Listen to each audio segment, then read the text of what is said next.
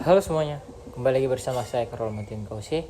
Pada video kali ini, saya akan menceritakan alur cerita atau sinopsis dari film Suegija dan juga Su Hokgie.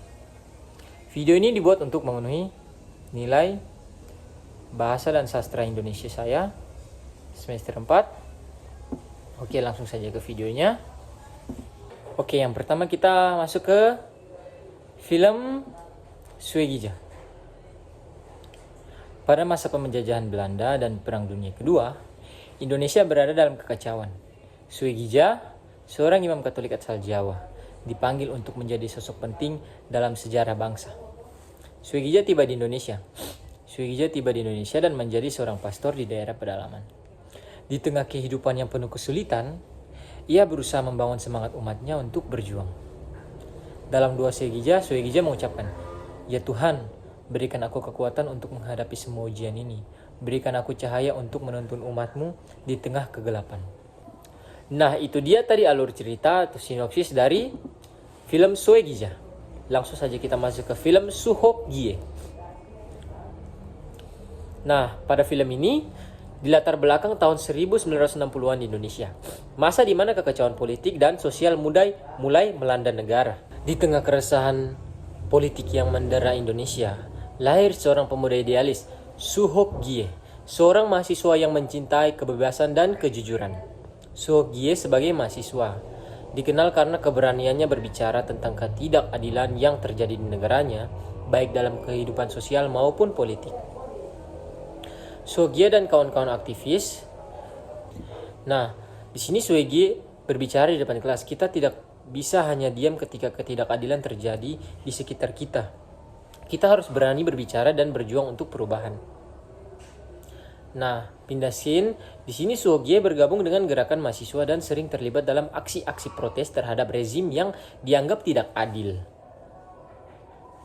Nah, di sini konflik pribadi dan filosofi Su Hokgie. Walaupun idealis, Su Hokgie mengalami konflik batin karena dia merasa sering sendirian dalam perjuangan. Dia sering berpikir tentang nilai hidup, kematian, dan pengabdian yang tulus. Aksi demonstrasi dan perjuangan. Dalam salah satu aksi besar, Su Hokgie berjuang untuk hak-hak rakyat. Meskipun banyak teman-temannya yang mulai meragukan perjuangan mereka, Su Hokgie berbicara di depan massa. Kita mungkin akan kalah hari ini, tapi ingat, setiap langkah kecil adalah kemenangan. Kita berjuang untuk kebenaran. Nah, di sini tragis akhir Su Hokgie. Su Hokgie akhirnya meninggal dunia di usia muda, meninggalkan warisan perjuangan yang besar. Meskipun banyak orang yang merasa bahwa perjuangannya tidak pernah selesai, Su Hokgie adalah simbol dari perjuangan tanpa pamrih dan idealis yang tak tergoyahkan. Kehidupannya yang singkat meninggalkan jejak yang dalam di hati bangsa ini.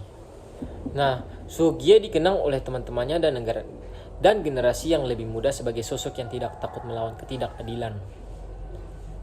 Di tengah kesulitan, Su Hokgie mengajarkan kita bahwa hidup harus dipenuhi dengan nilai dan keberanian. Tidak ada perjuangan yang sia-sia jika dilakukan dengan hati yang tulus. Nah, itu dia alur cerita atau sinopsis dari film Su Hokgie. Oke, untuk menutup video sinopsis kedua film ini, di sini dari dua cerita, dua tokoh dan dengan perjuangan dan dedikasi yang luar biasa, Suegija dan Su Hokgie, meskipun berbeda zaman dan juga latar belakang, keduanya mengajarkan kita arti pengabdian untuk bangsa dan negara. Mereka adalah pahlawan yang tidak hanya berjuang dengan senjata, tetapi dengan keyakinan yang kuat akan kebenaran. Oke, kira-kira segitu saja video dari saya. Saya pamit undur diri. Terima kasih.